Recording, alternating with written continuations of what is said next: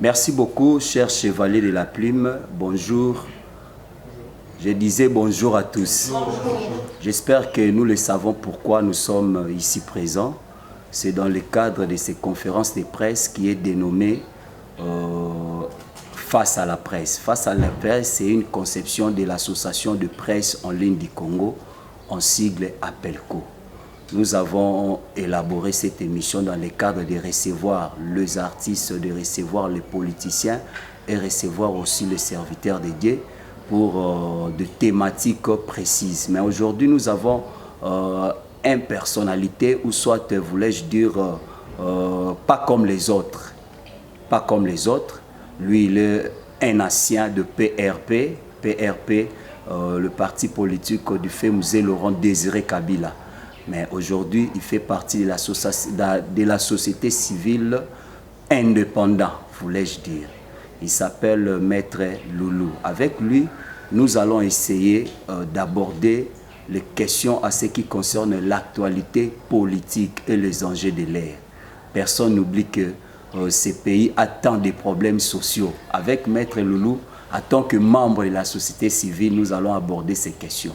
Mais je vais demander au chevalier de la plume que vous êtes, le journaliste, chacun de nous va poser selon la demande. Selon la demande, nous sommes quand même dans une conférence. Chacun ne peut pas se permettre quand même, il se lève directement et puis poser sa question.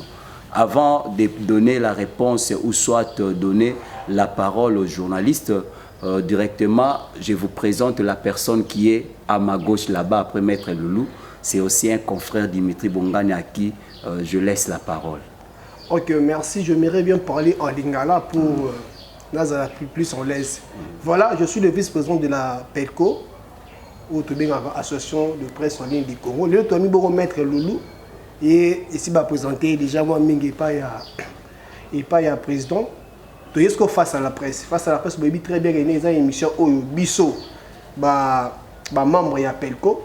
De bien ça la moko autorité moko personnalité moko ya mboka to ya vina biso Kinshasa auto me rappelle ko solo naye makambo auto ko mona mituna nini auto za nango mingi ils ont la genre voilà netro ya mabongo notre maître Loulou Douli Moutou, voilà son nom ya wana le maître Loulou Douli Moutou to za naye awa bongo to banda na mituna. Merci beaucoup. C'était là Dimitri Bongania, le vice-président de la PELCO. D'abord, on va commencer par Maître. Maître va faire son exposé parce que nous connaissons en partie le CV de son parcours. Lui-même, il est là, à qui je dis salut Maître. Merci. Et vous êtes face à la presse. Présentez-vous. Merci beaucoup. Merci d'abord pour cet honneur parce que pour moi, c'est vraiment un grand honneur d'être en face de vous. Vous êtes organisé. Je suis sûr que vous avez vos questionnaires, que vous allez me bombarder. Là, j'attends.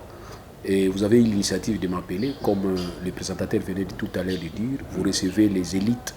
Et nous voulons être devant vous, pas comme ceux qui croient être plus intelligents que les autres, mais nous sommes des chercheurs dans nos domaines, différents domaines, que nous essayons un peu de rendre service à notre pays.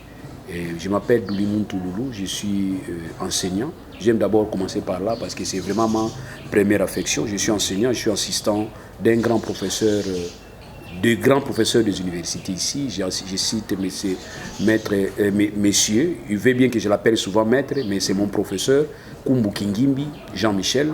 Et aussi, je suis aussi assistant des professeurs Sakata.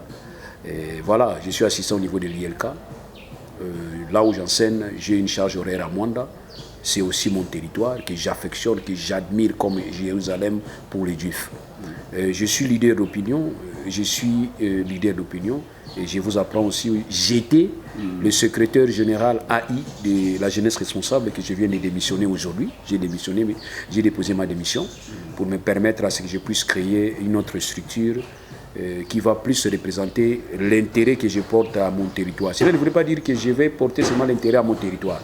Non, je suis Congolais appartenant à une souche territoriale communautaire. Je vais défendre d'abord mon territoire. C'est comme Jésus-Christ a dit, Jésus-Christ de Nazareth. Donc moi, accepter que je sois Loulou de Mwanda. Voilà, je suis leader d'opinion. Je suis là, je suis encadreur des jeunes. Vraiment, merci pour l'invitation. Merci beaucoup. C'était là la présentation, l'exposé de Maître Loulou. J'aimerais bien paraphraser que cette conférence de presse sera bel et bien bilingue pour permettre une meilleure audition à nos abonnés, tellement que nous émettons en ligne. En ligne. Chaque fois, il faut que le lingala local Eliezer, il faut que le lingala Hermon local Papa Molière pour une meilleure audition. Et sur ce, sans plus tarder, la charité bien ordonnée commence par soi-même. Nous avons une question pour que Bande comme Soubazo lire. Première question, la biso ezali Maître Loulou en tant que membre de la société civile. Alors c'est la biso exposé il y a quelques minutes au Topessier à Ebisabiso les bilans il y a chef de l'État pendant tout ce temps où déjà ont chapeauté dans la République en tant que président de la République démocratique du Congo et aussi membre de l'Union africaine, président de l'Union africaine. Merci dans la question posée. Je n'ai pas une question parce que c'est une question phare, ma question actuellement. Tout qui ça 24 janvier, 3 ans, jour pour jour, il y a exercice, il y a pouvoir, il y a chef de l'État, appréciation à serment à Salaki, il y a 3 ans passés. Bandeko nanga bilan ezali. Bilan ezali eloko moto a présenté kana temps exercice, ils a défini. O ya présenté kana o ya sali par rapport à la projection ya Salaki. Parce que le bilan c'est comme le budget. Donc vous projetez nini o ngana kozwa, nini o ngana ko sala na o ngana zui. Et puis finalement on vous demande de dire nini o yo sali. C'est ça vraiment le bilan. Mais les bilans dans la rubrique. Net na France to moni bazo pesa pe bilan ya Macron. Mais bazo pesa ngona ba rubrique. Ba rubrique et pas na biso to tenir compte na ngote. Biso ya to temi to bi pesa bilan chef de l'État. So aussi malchance à retourner bilan chef de l'État et pas ya bato à la muka okoyoka makambo na yo. Suppose malchance à retourner bango pas ya bato ya union sacrée, bato béton. Okoyoka pe makambo na yo. Alors nous voulons avoir un bilan où ils allaient basé sur la objectivité, na ba réalisme, c'est-à-dire autres qu'on palper. Mais toujours confondre le bilan na ba promesse au pèse na to tenir. Ça c'est pas normal. Donc on a le que bilan ils allaient oyo au kanaï ko sala na oyo yo so sali na tango wana. Ba benga appelé bilan mi-parcours. C'est-à-dire bilan mi-parcours ça bilan nini. Bilan aussi si na no exercice na yoté. Ozana na katikati. Na benga ngo un enfant délibérable, c'est-à-dire aux 8 mais bazon sur la cour mususu no bandela na tine te batela ba point oyo kozo ya sika po e bouger résultat na yo na tant ba la proclamation ya to benga bilan mi parcours mais tozana habitude moko auto créer biso moko ya ko benga ka to bengi ke bilan ya 100 jours ba bilan wana eza ba bilan te o eza normalement faut eza la ndenge wana recommandé par la loi non eza habitude moko to komana ngo poto yeba ndenge to leke 100 jours na biso et na ndenge to leke 100 jours na biso et pesa ka pe projection na ndenge to continuer ko sala pour 200 jours, pour 300 jours, pour 5 ans. Et il a rappelé Moutou à gérer. Il y a un moment où il y a un bilan à 100 jours. Alors, voilà un peu ça, un bilan à 100 jours. Bilan à 100 jours, c'est catastrophique. C'est parce que les mesures, ils constituent à Tchaki, par respecter qui a monté. Or, moi, je me plains ici, le chef de l'État, avec tout le respect. On voit qu'il y a un état de droit. Quand il y a un état de droit, il y a un domaine de la justice. Non. L'état de droit, quand il y a Moutou, à Ibaki. État de droit contre la corruption. Donc, état de droit est une notion globale. Où ils ont des paramètres. Mais dans le fond, dans souka et makambo, dans le fond, ils ont le respect à la texte. Ces textes, ils ont des textes, ils ont même la corruption. Au détournement. Parce que les gens comme spécialistes état de droit à côté de la justice côté de la corruption. Surtout sur Bakangi Mouto ya lingaraté. Ah, état de droit. Mais sur Bakangi Mouto ya lingaka, non, il faut quand même tenir compte de certains paramètres. Wana azo justifier état de droit naï. Mais biso tolobi état de droit na biso ezani. Respect à ba texte. Texte et lobby boui. Nous avons 3 pouvoirs traditionnels. Nous avons le pouvoir exécutif, le pouvoir législatif, le pouvoir judiciaire. Wana texte mte lobby am. Texte et lobby na principe nango ya séparation des pouvoirs. Faut to séparer ba pouvoir. Il y a indépendance même na pouvoir wana. Mais on a remarqué que dans le procès à 100 jours, ils sont tributaires. Il y a non-respect à texte au lobby que c'est l'exécutif qui doit gérer au quotidien. Et lequel exécutif azali responsable de la gestion liboso il y a un autre pouvoir à côté de lui, autobengi pouvoir parlementaire. OK? Pouvoir législatif, autobengi pouvoir législatif. Et c'est voilà. Donc ce qui exécution, il y a un projet à 100 jours, ils ont qui démontré ou bien ils ont qui détourné par le gouvernement et que le gouvernement Yé mutalia ki mbongo ya 100 jours, tolingi to banga te, alingo kene na justice mbala moko te, balingo mema gouvernement wapi, na liboso ya juge naturel na ye politique mezali, Assemblée nationale. Yende alingo bana kosala auto bengi ba enquête, contrôle, na rôle Assemblée nationale. Mais kana biso, to viola ki yango. Gouvernement moko ezalaki sur place, auto bengi gouvernement transitoire démissionnaire, yandeko Tshibala. On devrait travailler avec ce gouvernement. Dans le cadre de l'exécution d'un projet de gouvernement, na gestion quotidienne. Pourquoi? Parce que la République dont le Congo a à disposition arsenal juridique to prévoir système to bengaka système transitoire. C'est-à-dire l'autorité qui est demi, l'autorité au même oya koufi, l'autorité au ba bengani a kosa la remise des prises na oya ko remplacer yé na ba condition yé aki na yango. Donc Tshibala devait être remplacé par le gouvernement qui devrait être mis en place par l'Assemblée nationale, la majorité Wingo Makuna, yende algo remplacer de Tshibala. Mais pendant la tractation il y a 9 mois wana, Tshibala était là avec ses ministres démissionnaires, mais à côté de lui, il y avait un projet de 100 jours. Où ils ont ça à niveau de la présidence. Bande konanga ils appellent violation de texte. Il y a bien une violation de texte, oh mutaïbi de tout. Procédure, parce que notre droit est droit procédural et normatique.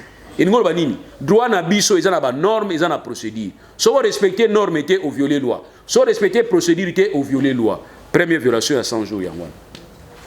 Maintenant, tu es au Taka na makamba ko gérer. Na makamba ko gérer, na katika ko gérer, tout le monde qui d'abord au départ alliance politique Moïse Salamaki. Parce que vous devez comprendre que l'espace institutionnel les a influencé là-bas, accord politique et ma présence politique. Alliance politique Moïse Salami entre FCC et Nakash. Je n'étais pas contre ça. Moi, personnellement, je n'étais pas contre ça. Mais là, on a mon qui m'a là. C'était Moutoumoko Azor Longwa, parce qu'il a géré 18 ans. Tolobi Longwa, Batuni Abanina, Oumela. Ote, Akokendete, Akozala. Il y a un suspense. Après, on a violé la constitution. Alors, c'était vraiment un suspense. Occasion en tant que chef faux à la communication claire. Les chefs ne peuvent pas avoir de communication, ils ont tenté na ba makamusu tozo comprendre. Oko tchaba énigme na kati ba question na kati, ba piège, ba proverbe na kati. Les chefs doivent communiquer librement. Comme ça, tu dois comprendre. Kabila n'a pas communiqué librement. Maintenant, seule communication où il retient qui attention na Isaki na Gaberon. Quand Kabila va nous dire que ce n'est qu'un au revoir, ils ont diété. J'étais paniqué. Comment ce monsieur doit nous dire ça? Naïbi Gaza Souda, ma vérité n'a pas intact. Il va nous dire que ce n'est qu'un au revoir. Oh, il y a un problème. Tous les gens total au revoir, maintenant il va rentrer dans le dispositif Moussoussou, il va rentrer dans la stratégie Moussoussou, il y a un accord. Nabato va gagner l'élection. Ce n'est pas grave. Mais qu'est-ce que moi j'ai trouvé anormal? Je n'ai pas souhaité que FCC Nakash basangana ba komako tamusa mboka na ba volonté na bango sans tenir compte que texte ça ba tenaki compte na ngote. Pour preuve, ils sont allés nommer un premier ministre na ordonnance présidentielle, ils allaient ordonnance présidentielle Bogota là, ils vont rappeler l'accord cash FCC. J'ai dit mais non. Ça c'est pas normal. On ne peut pas Kokoti sanakacha constitution na biso ezali acte moko public et solennel, tout tcha accord privé na biso tout tcha nakati.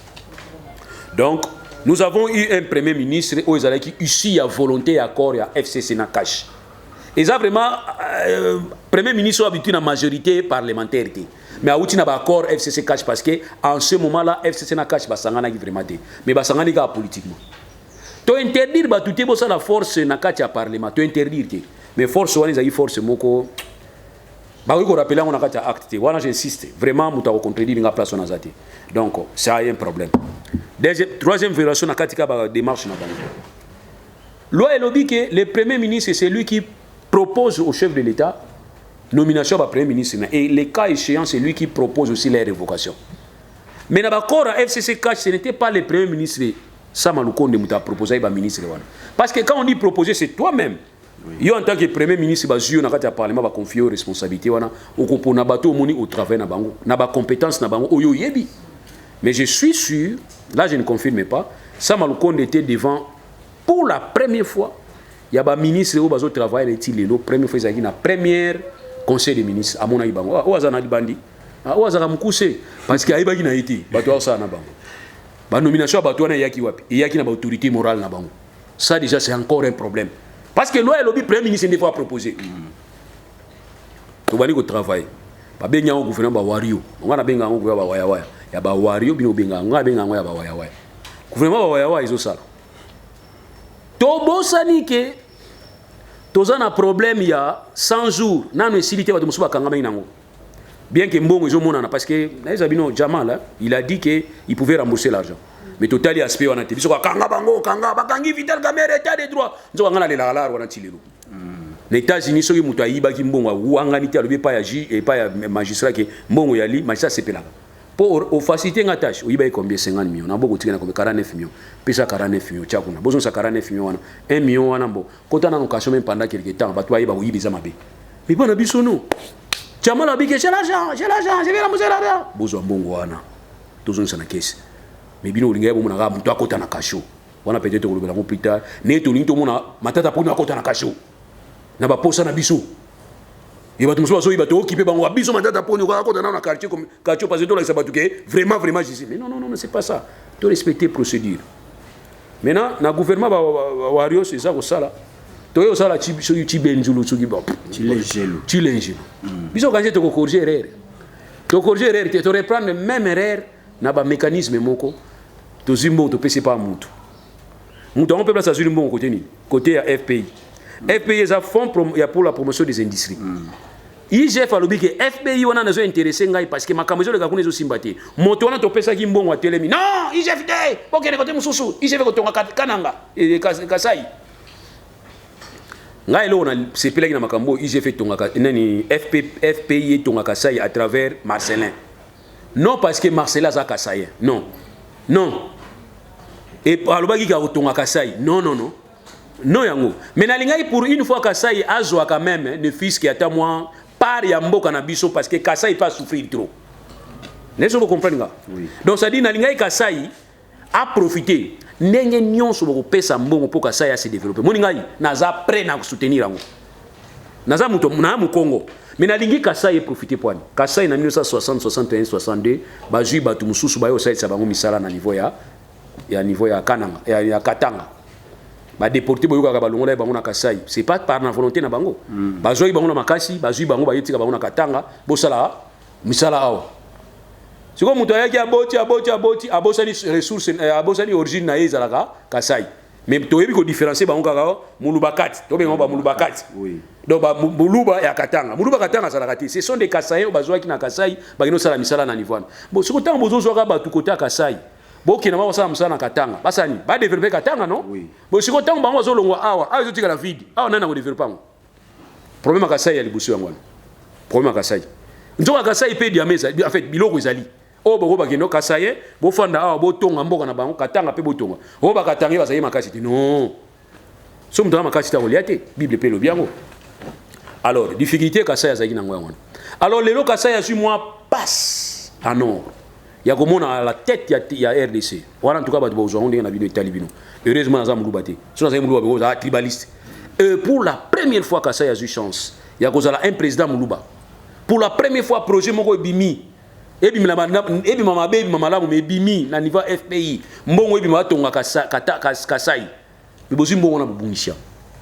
Chef d'état qui roulait la liboso na bango. Ouais, nzambe mbongo ebungie bino bandi kono makila na. C'était pas ça. Kasai a perdu encore pour une fois. Tant que Kasai a bénéficié pour le développement de Kasai, tu perds rango. Mbongo ebele bimi ekei. Comment vous dites vous tonga na mbongo soki 3 millions na yoka ki na soki 2 millions ba école na Kasai. Quand on sait que na Kasai même école a mulungu za la quitté. Tout le monde a bana fona likolo nzete. Mais le soki tonga na bango école, mais ndeko na bocha te école moko moyenne non, ou ko coûter moins cher. Ba biso so na kimba tonga école moko $350,000. Alors on a 3 millions, combien d'écoles faut tonga? On a ça la réflexion non.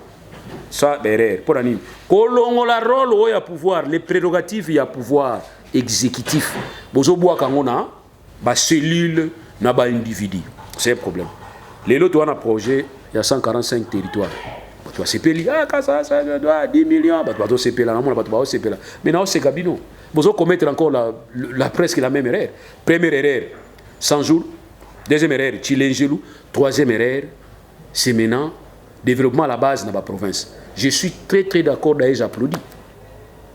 Mais pour avoir le développement dans la base, les constitutions en a déjà parlé. Les constitutions à ça institué déjà. On vous dit que le mode de gestion psycho, ils ont la décentralisation.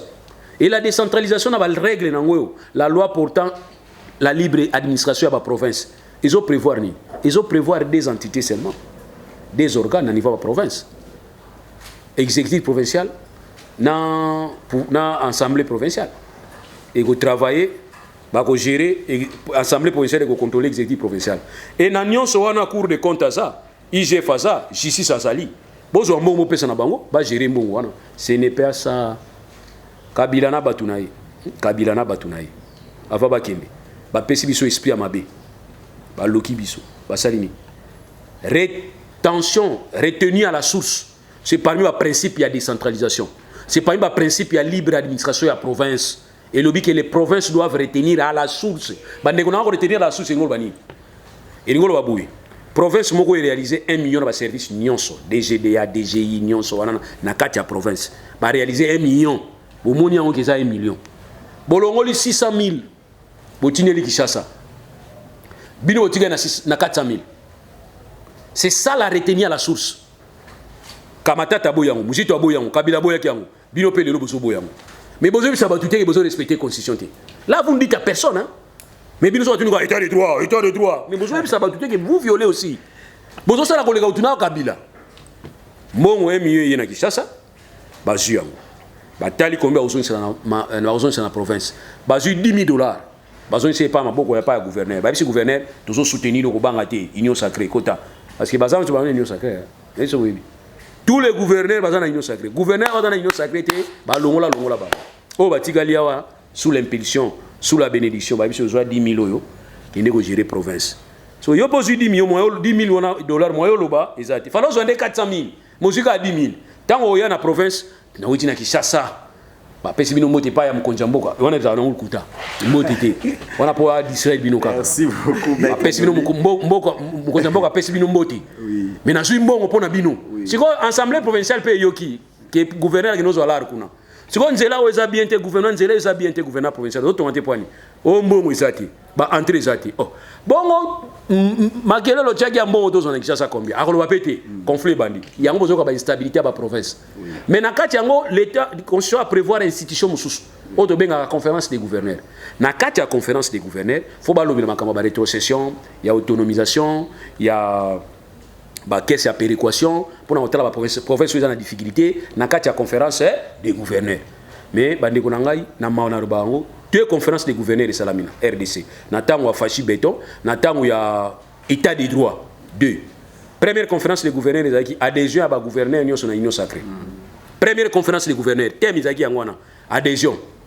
Deuxième conférence des gouverneurs, ils ont Salamanango, mais le conflit où le ministre de l'Intérieur a créé. Vous remarquez à la veille, un gouverneur était arrêté. Il a traîné dans la rue comme un vulgaire voleur. Alors, les personnes qui ont été gouverneur, ils ont été à la conférence des gouverneurs, ils ont été pas chef de l'État. Chef de l'État. Les personnes qui ont été moratoire, ils ont été sautés, ils ont été sautés. Deuxième conférence des gouverneurs, tu as la base, tu as le thème. Quand tu es chef de l'État, tu as sous bangote, tu as déranger sous bangote, tu as gestion de la calamiteuse dans la province. Alors, l'État des droits, non.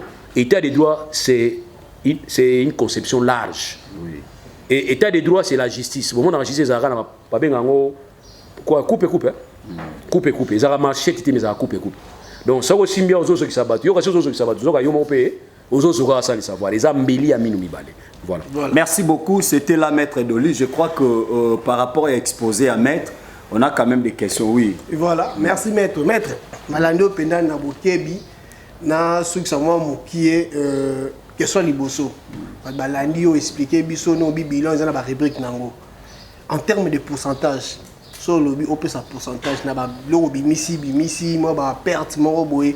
En termes de pourcentage ils ont la combien pour na bilan ya chef de l'État la question liboso. Mi balé ils ont sous question par rapport il y a des marches yo président de République à Saline à Tamboli Bongo. Est-ce que to comme on a période il y a pré-élection té. Mais na ba discours ne mususu azolo ba rotina ba 2023 ba voter. Est-ce que on est contre mi be côté mi tout na rien. Première question ils allaient autour il y a pourcentage à bilan chef de l'État. Au moins il y a pas de difficulté tout ça dans les années. D'abord bino va presse bosangani na yoka la bino mao. Bato ba tena compte à force na bino te. O ba lobi oza 4e pouvoir. Mais bino ne faut pas pesa biso bilo kwana. Na ba enquête bo sala. Enquête RFI. To yoka ngona RFI. Et maison à sondage ni na kisasa bino boyebi keza maison à sondage. Exacté. Mais en France au monde maison à sondage tel libre ce qui opinion à France. Et lobby boye na ga su moko ba so qui maison moko boza na crédibilité makasi en Europe. Ce qui est pessi statistique. C'est-à-dire nous devons avoir nos propres structures où ils allaient étudier les statistiques.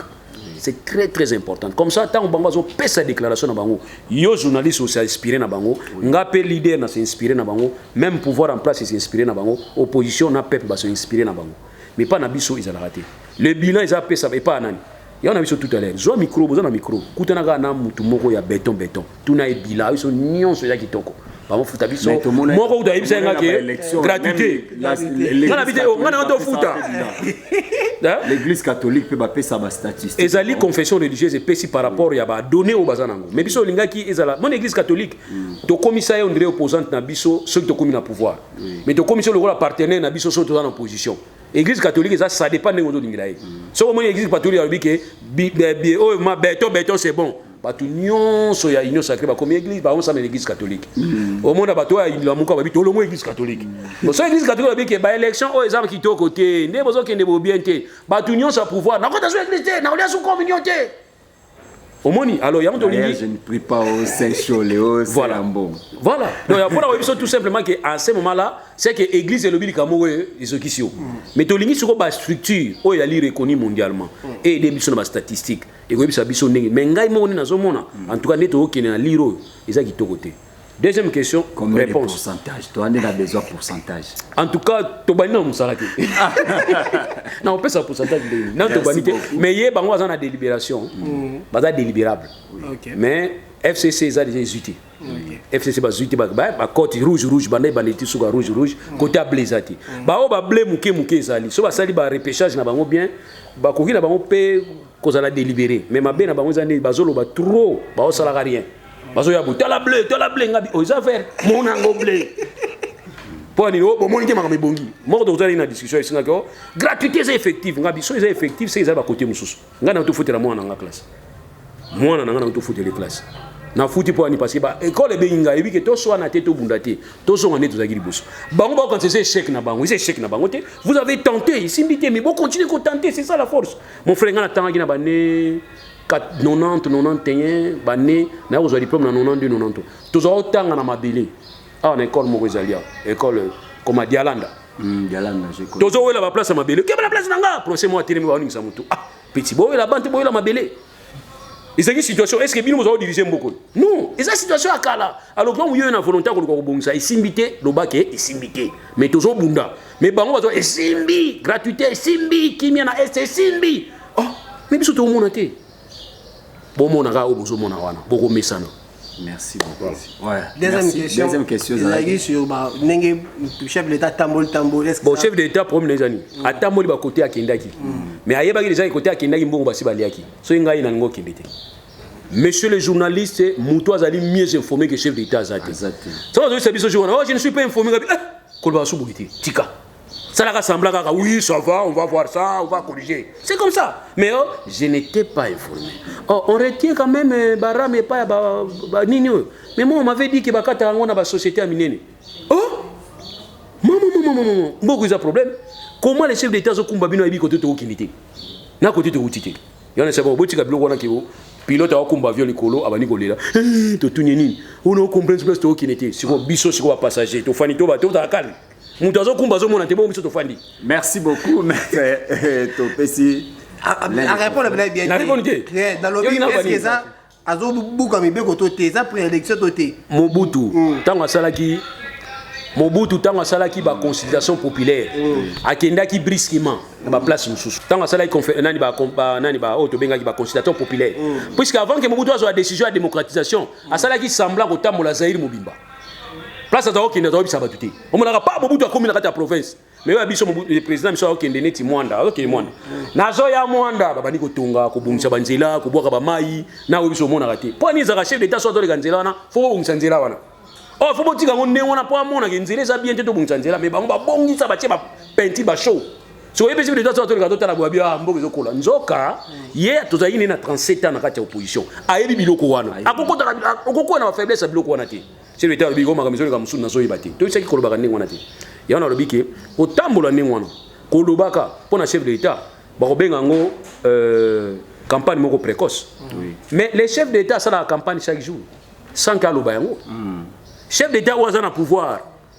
oza na premier mandat na ye oza li to benga ka candidat à sa propre succession campagne électorale na ye premier jour à mandat o après tagi serment obani ko sala campagne na yo sans koloba ozo travailler si autant oza la face à ba adversaire na yo so ngolo bana bigare tala réalisation wana liboso na kutaki yango tenga na saleki yango nzela oyo ezalaki bien te peuple baza kofuta makapamba lelo social ya bato ebongi c'est-à-dire chef de l'état campagne électorale na eza mandat na ya liboso alors soki chef d'état bandi déjà que oh bon voter ngai c'est que ça un problème to into aider na problème wana to ebisa que communication eza bien te mais aussi façon ko lebela likambo mes chers amis dans la vie pour réussir à un projet même dans une situation même dans un mandat il faut deux éléments il faut avoir les moyens il faut avoir la volonté. Ce ne sont pas les jumelles, ce ne sont pas seulement les jumelles. Mais nabenga on ba siamois. Oui ba siamois non. Bato bano bakanga makana nzoto. Oui. Jumelles eza bato mibale mutu nzela na ye. Jumelles romona na Lubumbashi, nzuja za na Lubumbashi, li passe za na Congo central. Mais ba siamois baza obligé baza la bisika moko. C'est-à-dire volonté na moyen, il faut ça l'ensemble. Quand tu as la volonté et que tu n'as pas les moyens, ça va poser un problème. Mais quand ça pose un problème, ça na courage à wibisa bato. Que en tout cas bana mai na nina bongisa. Mais pia ko eza mikolo yo simba te yo kaka bana mai simba bato bato dam ata lelo te lobi na kozwa oh ndi ufandi wana ka ndi ufandi wana ndi okutela ngo te ato luka bomengo allons-y chercher le travail puisque le travail procure le bonheur mais quand vous allez rester sur place au temika bota la likolo même man o nzamba za kobwa kaka apesa bango décision ni bobi malibanda bono lokota soko lokoti fosani fotala nioka. Donc nzamba pesa iba condition pour mutu azo eloka kolia nioka ko soyo tala nini tala nioka mais yo nioka suyo bike ona kotala te nzamba sala uya kosala okufa bazawa na bamona mabe ya quartier ezo bunisa batu nyonso mais babundaka pona intérêt batu nyonso batu songi ezate ko songi ya quartier pour sala batu mabe te pona ko loba alerte ke bokeba nzela o eza malamu te bokeba awa eza malamu te na population te. Voilà, nous avons défini société civile. Société civile, elle est ensemble à Batou. Oh, il y a un pouvoir. Mais il y a un peuple, il a besoin de bénéfices. Société civile, il parti politique, nous sommes membres de la Kati. C'est comme les lobbies soto, le Mwanda. Tu sais que les chefs d'État qui sont Mwanda, pour l'inauguration, tu sais qu'il faut inaugurer quand il y a une solution pour le courant.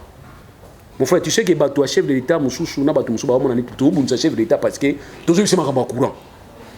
Biso to yebisi bato na problème grave ezate chef d'état na landa ke na sankuru arbayi ke boloba muta bangisa binote c'est la démocratie biso to zoloba tanga ko zo solution pour na courant na mwanda to yebisi bato wana ba se déconnecter na SNEL parce que bino zena besoin courant ti bolo ngona SNEL là bo se désabonner nous parlons pour l'intérêt de tous c'est ça la société civile pour l'intérêt bato ba ko koloba ti biso to zoloba pour l'intérêt bato ba zoloba mais zo ko sama loba ti biso ko sama loba la bango. Nous ne sommes pas derrière les partis politiques. C'est ainsi, moi personnellement, j'ai défini la société civile. Il y a un moment où on a la tendance. Dans la tendance, ceux qui côté à président, côté à pouvoir, c'est ma ben attaque. Na fois nanga boki nanga bisikate, bobe nanga te webisanga bobe ninga lito et poani lobi boy. Azate. So pe côté opposition na ko attaquer na attaquer. Neti côté opposition, organisation ezate. Nous avons dit que na telle opposition, il faut une loi portant statut à porter parole et opposition. Mais nous avons fait une erreur. Tout le Parlement, des parlements à ça démarche wana. Parlement on a balobi que oh ya kozala porte-parole wana, faut la opposition parlementaire. Mais ba opposition wa libanda. Moi ba bénéficier na travail wana, exacté. Donc ce qu'on parlement depuis tant Kabila ti lelo, ba sala effort te ba bimisa porte-parole ya opposition. Et si le gouvernement a dit oh, il a porte-parole. Institution ou un parlement, ils ont sous regard, il y a chef d'État au regard de l'article 69. C'est qu'il y a un problème, il y a un fonctionnement, il y a un tous les opposants porte-parole. Mais on a pas cassé en tant que membre de la société civile. on a besoin de poste. On a été biso. Oui, peut-être casser mon tosani. Toligny to proposer bango boy. Oh, il y a ma deuxième élection présidentielle. Il y a la porte-parole de l'opposition. Parce que bon rataki ya on a mboka na biso to mona ve Fayulu avec le président. To rataki. Parce que la différence entre les chef de l'État et les makasité. Imaginez que Numbi va voter qui. Na beni o to kosila maladie ya Ebola. Ba voter qui parce que Ebola on peut voilà. Toi ko tuna ba la dio za makasi ko le ka Ebola ko le ka Ebola mais l'élection so salam. Kuna to boye ko sabe so po Ebola za lai kuna. Bon imaginez que Numbi na beni va voter qui. Mais les autres ont la situation ce soir. Alors ce monsieur là deuxième on va commencer à le négliger. Non. Il faut considérer pour tenir compte. Parce que ce n'est pas le président qui est élu comme un individu, mais c'est plutôt le programme du chef de l'État qui est élu. Le programme du candidat. Il y a un meilleur. Il y a un voté. Bon, on a voté. Mais on n'a pas payé côté Moussous. Alors, programme, il y a Bisso, il y a Fachi Béton. Et ça, Pembe, il y a un programme, il y a Fayoulou. Donc, Moutoufoua, il y a l'alternative, il y a Fachi Béton. En principe, il faut ça. Fayoulou n'a été porte-parole, il y a opposition. Voilà la proposition de Pessagui. Mais la société civile, nous sommes dans le quartier. Nous sommes dans le quartier. C'est le premier dans l'opposition, tout le monde. C'est le premier dans le pouvoir, tout le quartier. Où est le quartier? C'est une dame qui est dans le quartier. Alors, biso dans le quartier. C'est beaucoup fait les Batouaya. Batouaya, il est dans le quartier. Biso dans le quartier. Tout dans le quartier, bon les babisoté. Mais bon les babisoté pour parce que tant que nous avons ensemble, pour payer 50%, côté pour payer 50%, pour tout le monde la Kabila, ou les acquis. Normal. Mais tant que vous savez que la main est tout le monde s'en est Kabila. Non, aîné. Bonimbo Kate. Moi, c'est l'intérêt général. Quand je trouve que. J'appelle les journalistes à se manifester. Ce que je dis que aux frères pour le développement Congo, mi boire la maille. Merci beaucoup. Deuxième question. Langage chef de l'État. Mbokeza Okufa. Bon, tu es bien dans le contexte, il y a le village. Même sous Kanda, monsieur, la Kanda. C'est par l'abondance du cœur que la bouche parle, n'est-ce pas? Donc c'est la moniminga. T'as la côté qui est pour la moussala ici. Mais à côté de moussala Koufi, donc il y a un constaté qu'il y a mon équipe moussala Koufi. Imaginez que Baromba qui n'est pas bon au bon Sakananga et Kassai. Que chef d'État a qui ont qui toko, babongi, ba gratte-ciel, babongi, ba école, babongi, angolo ba parole. Angolo ba parole on a été. Mais ça qui au bout, ça tape mutu. Hier super mon équipe ba toizo te kana synagogue pexi ba pesa yo ita salaini. Aye simba foué ba ni beta bango. Donc pour dire que azam mutu mais to ba langage on les a été parce que lui c'est une institution. Né na lobi tout à l'heure. Par exemple, on a violé colo. Pilote ba ni kolele. Na bozo na radio avec na bossa linzela plus ni tout qui na évité. Allez, siko yo na kati ya passage là vous ya là. Au konje là. Alors siko ala musabatuté. Debout congolais. Baba ni debout congolais. Ini longtemps courbé. Donc c'est que chef d'État a moni mboke kufa. Mais siko to tombo là yango. C'est des signes que yoga sous debout congolais. Na mona comment dépasser. To chanze mo ya vie nani Taboulay. Congo obozo mona lelo Congo iko comme Sabino. Ça vraiment ya ngona nina kanisa. So na kwa nze mona Taboulay et ça la nga chef de poule. C'est le même Congo qui va étonner le monde. Aujourd'hui bozo yo kangote. Quand on vous dit que Congo c'est un pays solution. C'est un pays solution. Lelo ba mitu ko dans 30 40 ans totamona sauter. C'est le Congo qui va donner quoi? Agopes énergie, ya po mitu kawana et tamona na batterie. Biloko wana c'est pas na biso. Donc Congo est comme ça va te béler, mais à condition de s'organiser. On ne s'organise pas. C'est comme des lièvres face à Lyon. Par rapport à la question, des questions tout le monde. Question à Jean-Marc Kabound. Je voudrais vous rassurer, madame. Jean-Marc Kabound est devenu un homme d'État à partir du moment où il a été élu vice-président et assemblée nationale. Par là, il devient comme un animateur adjoint à côté de Mbosso. Mais Jean-Marc Kabound, pas comme vice-président et l'Assemblée nationale au Ouana, il était d'abord député. Jean-Marc Kabound, pas comme député, a eu bénédiction et parti politique naïe aux alliés IDPS. Mais tout renversé.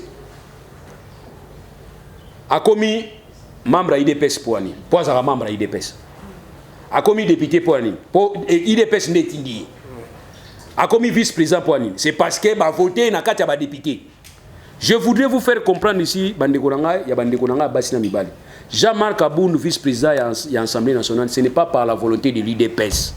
L'IDPS, a 28 députés. Nous avons rappelé l'IDPS, peut-être Barobosana. Bazan a 28 députés. Ce qui est le président de la République, au départ, il y a une majorité parlementaire. C'est par un jeu de passe-passe. Oui, c'est une stratégie à chef de l'État. Il y a une vision à chef de l'État. Ils ont une vision à l'IDPS. Même le programme où le chef de l'État, je ne suis pas sûr qu'il y ait des batailles dans l'IDPS. Donc, si tu votes papa Etienne Nani, papa Félix, peut-être qu'il y a un combat Tata Nabango.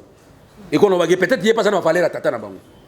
Maman, si il y a l'IDPS, il y a combien de députés? 28. Donc, l'IDPS a bossé a une chance à vie. Alors, il faut conserver chance à vie. Ok? Pour que l'IDPS a bien ma partie au pouvoir, c'est parce que il faut soutenir le chef de l'État. Toujours soutenir le chef de l'État. Bilo musu boko yo kango côté musute. Oyo kango peut-être ka pa nanga. Comme dans une position ko batika na luba. OK? Boyo kango ka pa nanga. Jean-Marc Aboun, juridiquement parlant, il est le secrétaire général de l'IDPS. Il n'est pas le président de l'IDPS, encore moins le président de l'IDPS.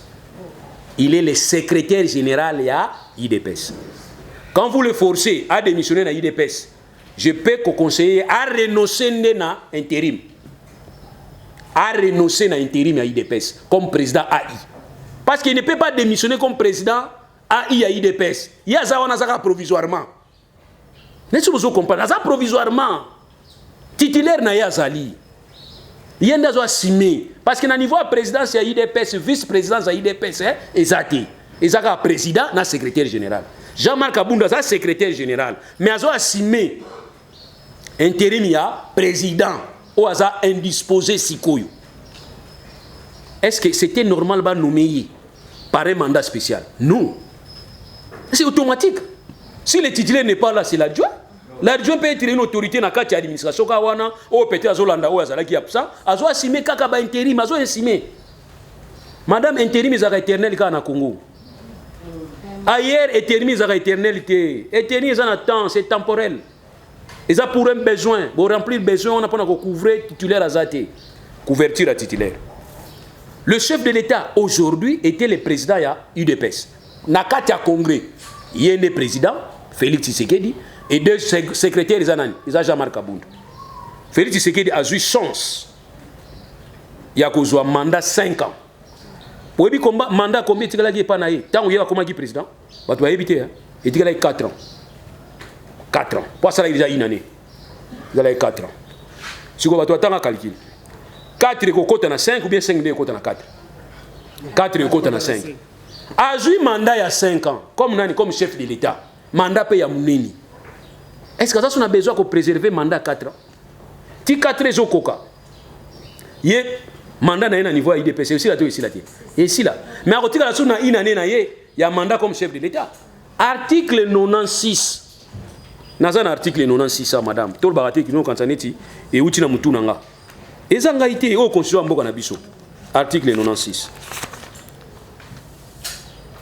Alinéa D. Le mandat du président de la République est également incompatible à toute responsabilité au sein des partis politiques. Conflit ça va. Na IDPS. IDPS c'est un parti politique, oui ou non? Oui. Chef d'État na biso, chef d'État Oyanga, Oyayo, Oyabatunyo, chef d'État Oyanga, en tout cas chef d'État Oyanga. Il y a eu dans le Congo. Je ne peux pas tolérer que parti politique va conflit. Je ne peux pas tolérer. Madame, ce qui est chef d'État, il aura violé intentionnellement la Constitution. Ça sera une autre raison. Ça, je vous dis, je vous préviens déjà. Vos histoires là des statuts qui AI, des statuts spéciaux, je ne sais pas, juriste ni babimisa kiango. Mais je m'étonne, hein, je viens là-bas comme Viembata. Viembata, tu as une classe makasi na théorie, comme ça pratique aussi mbaté le raboni. Comment vous allez prévoir quelque chose qui n'existe pas? Nakatia binomoko et puis nakatia logique nyoso juridique. Bon, Viembata va professeur Batang Sibiso na Félix Tarabango, mais théorie n'est trop par la vie. Parce que la théorie na pratique c'est la pratique que le Viembata nous dise par quel mécanisme Jean-Marc Aboun quitte le poste et secrétaire général à l'IDPS, secrétaire statutaire. Aujourd'hui, le secrétaire statutaire à l'IDPS, c'est Jean-Marc Aboun. Maintenant, par quel mécanisme il est devenu président AI? C'est parce que le président de la République a eu poste à Mounene. Babi est incompatible, n'a un rôle dans le parti politique. Ce poste est resté vacant. Que prévoit les statuts à IDPS? Il faut organiser carrément un congrès. Pour organiser un congrès carrément. Souretomi est facile. Mais on a un mandat spécial. Au Azagi communicateur, il y a cellule, il y a IDPS limité, il y a secrétaire général. Au Azagi secrétaire général, il y a président. Mais aujourd'hui, maintenant, ça pose problème. Il a renoncé. A renoncé. Na mandat c'est un mandat. Le mandat, il y a un mandat et mandataire. Kaboun, c'est un mandataire.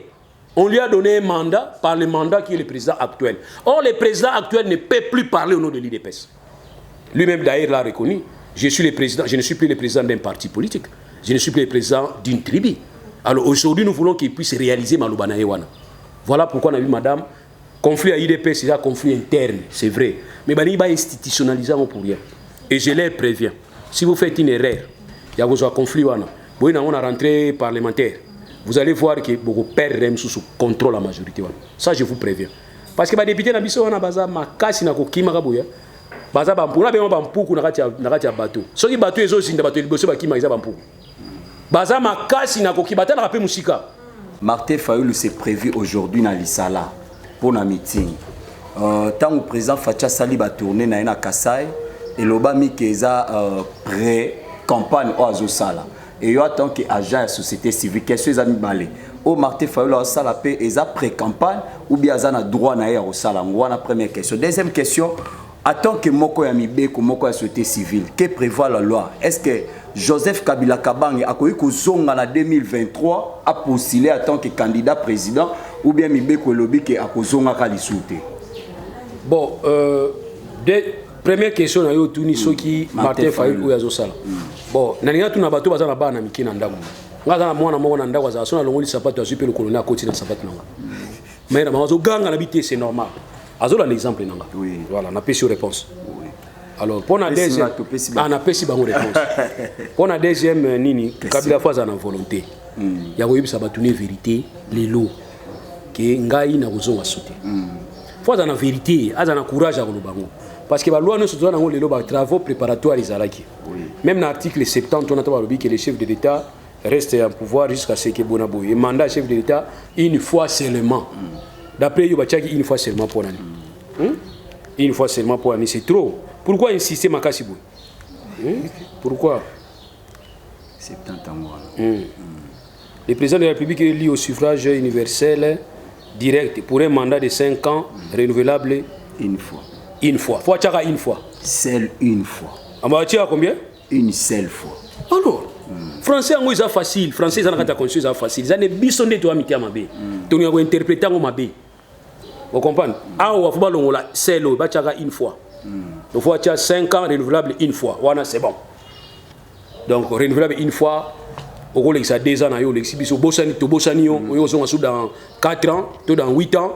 Obi babagi une fois dans les gars ça on peut comprendre babi seule une fois, une seule fois. Donc c'est ce qu'on appelle le principe de la limitation à mandat. C'est le conscient qui a voulu qu'il a limité mandat de monde. Maintenant tu vois c'est trop jeune. Mais oui. Nelson Mandela est devenu trop vieux. Aboye qui n'est pas postulé pour la deuxième fois. Non. Vite santé nanga kenanga. Ça peut aussi dépendre de l'âge que mutalobi a le mieux. Kabila za jeune, o Kabila osala makamba fermier wana, osala ngo bien. Omonte musala osala le luisa kitoko koleka. Est-ce que yemo kaza na mayela ko diriger mboko? Ba dilimita muntu na 10 ans poani. Ndeko na journaliste. Omoni yobi soto fani na obo. Mayela na solo bozo na mayele mo muke. Mais dans 10 ans ba hotel nga miso na ko changer. Surtout ça comme miso mubangi ha comme koko na biso so ezotanga bo. Donc c'est comme ça. Donc il y a un moment où muto za actif na vie. Ba pesi 5 ans et c'est l'élément. Bon, maintenant, il faut te poser la question. C'est ma question, il fallait que répondre à niveau cours constitutionnel. Si on est 5 ans, il est chef d'État 2023, à Tiki na yeko sa candidature. À Kenaï. 2028, à Boynaï. 2000 plus 5, ça fait 2000 combien? 2033. À 2033, PCP candidature naï. À l'Eki. À 2038, à l'Omwenaï.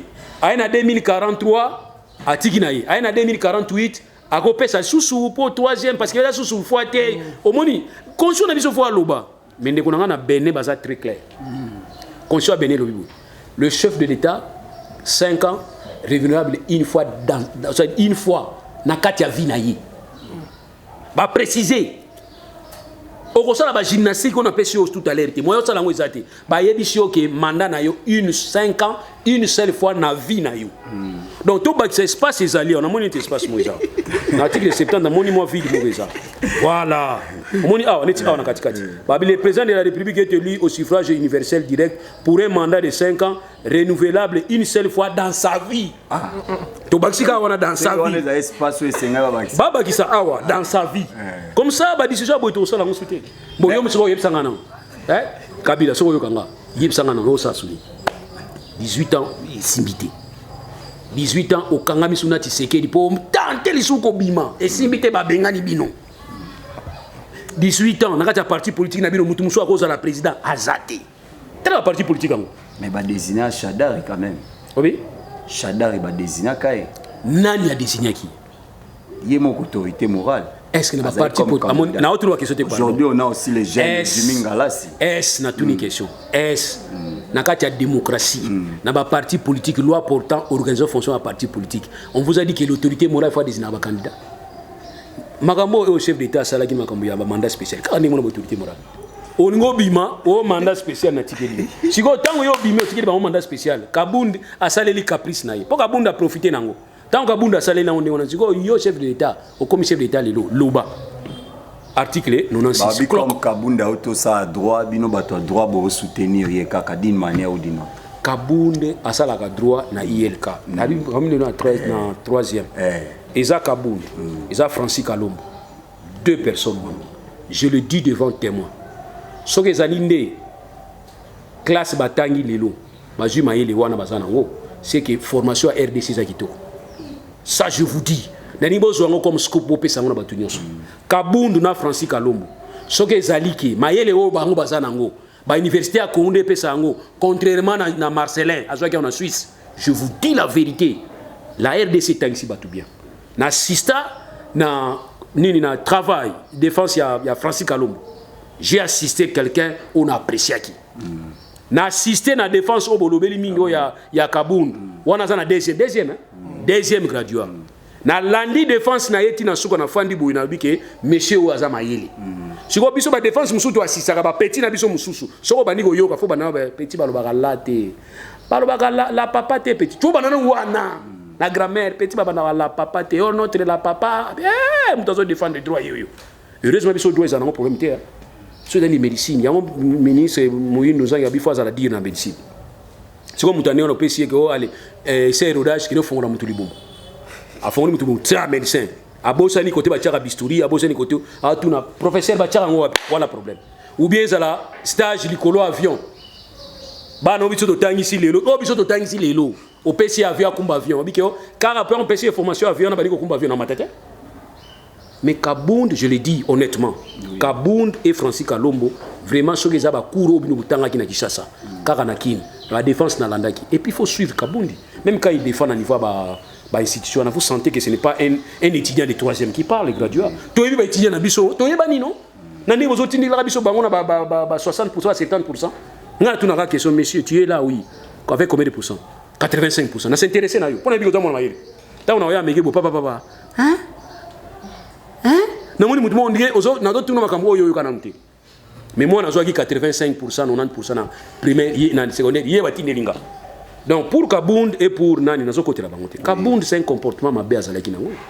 Est-ce que na côté mutu? Comment Kabund ba tobula ba pina batu on dirait ba no ya yo.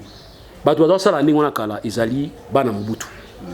Bokoti na voiture na okoti na mutu kana kitoko manda nani kongolo amoni atindi bato boboto na voiture wana bokoti na kati ya boîte de nuit boye otuti mwasi na ye ale bo sombele masanga ale na so masanga nyonso wana bana ya Mobutu baza osala ngo mais soki tata ya lelo ya régime lelo tata lokola Kabundi aba na kotubula ba pina bato ndile soki nani pas osala kani ma osala bien zande na kani pas osala ngo tuna kani meza civisme.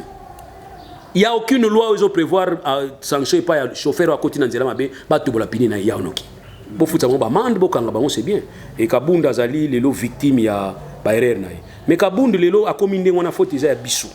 Parce que tu peux essayer mandat spécial. Bisika il faut être PC mandat spécialité. Merci beaucoup. Et puis finalement après il faut que tu sois la claire. Oui. La période de la consultation. Biso to ba image to lo bango to luka image na to lo ba ki bien. Comment Kaboun faut faire na président de la République ayamba Moïse. Comment Kaboun faut faire na premier président de la République ayamba Bemba. Comment Kaboun faut faire na premier président ayamba Kabato baso na consultation. Yé azanani. Réponse tout ça qui. Merci beaucoup, Maître Denis. Je crois que nous sommes vraiment arrivés à la fin. C'est quoi 500 vigabo qui tient vraiment à 0 bino. C'est quoi bolingi to kota yango. O ba kota makamuna bisoté. Na bisa que tout à l'heure. Ceux qui montent peli na quartier ba moto esandi balane. Merci beaucoup, Maître. Nous sommes arrivés à la fin. Un mot quand même pour notre passage nayo au sein ya ba professionnels de médias en ligne Oezali association de presse en ligne du Congo appelle quoi en sigle. Naza très fier na bino bo s'organiser. Dans l'organisation des Sénérake Kotonga. Zamba comprenait que son attiki volontaire à bateau tonga tour de Babel, bakwa okutanga. Asali ke loko monga bebisi bangoka ba langage.